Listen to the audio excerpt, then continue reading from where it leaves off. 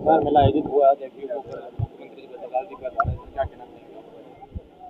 देखिए, ये किसान सम्मेलन था, मुख्यमंत्री जी पधारे थे और किसानों के लिए मुख्यमंत्री जी रात दिन लगे हुए और किसानों के हित में हमेशा काम करते हैं। किसानों के अनुदान राशि भी बढ़ा दी, किसानों का जो किसान क्रेडिट कार्ड था वो 3 लाख से 5 लाख कर दिया।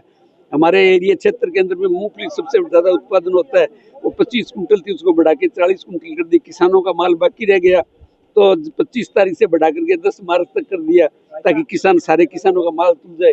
और किसानों को माल तुला, किसानों को खूब लाभ हुआ और सारे किसान खुश है। पूरी बिजली मिल रही है, पूरा पानी मिल रही है, कोई दिक्कत यहाँ पर पधार कर और बहुत सी घोषणाएं करके गए और एफपीओ के माध्यम से अब किसानों को बहुत बड़ा लाभ होने वाला है।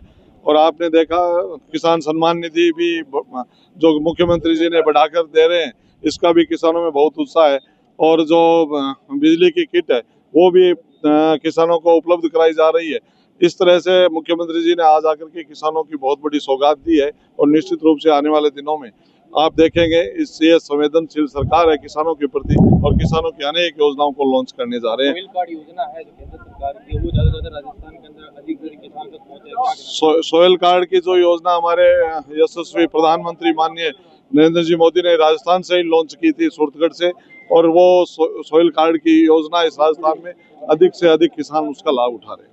के लिए बहुत बड़ी घोषणाएं की गई हैं, इससे क्या कहना चाहेंगे? हमारी जो सरकार है वो किसानों के हित की है, क्योंकि हमारी जो आर्थिक स्थिति है वो किसानों पे ही टिकी हुई है।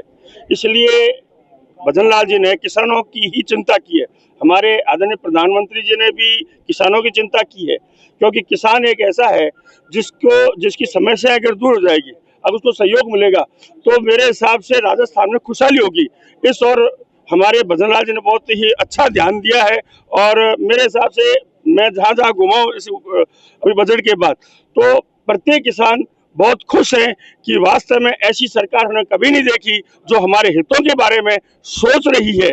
और फिर मैं दूसरा भजन लाल जी को धन्यवाद देना चाहता हूँ कि हमारे राजस्थान दिवस को राष्ट्र से जोड़ दिया।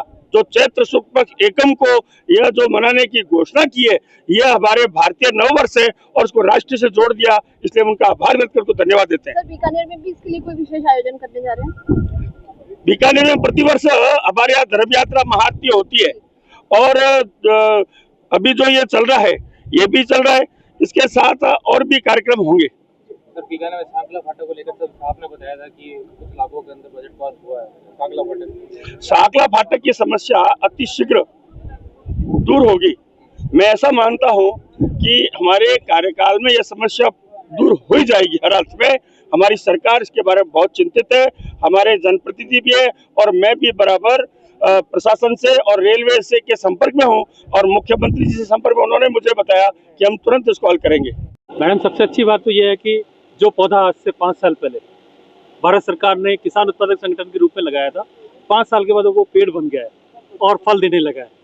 उसी की शुरुआत में आज हमारे आदरणीय मुख्यमंत्री महोदय ने इस कार्यक्रम का उद्घाटन किया है। इसका लक्ष्य है कि फार्मर प्रोड्यूसर ऑर्गेनाइजेशन बाजार से जुड़े और अपने बनाए उत्पादों को ज़्यादा से ज़्यादा लोगों तक पहुँचाने के लिए सहयोगी बन सके।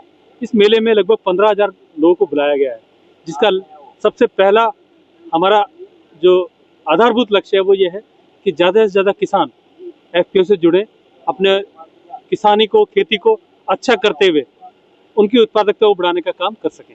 धन्यवाद। रमेश तांबिया, नाबार्ड बीकानेर।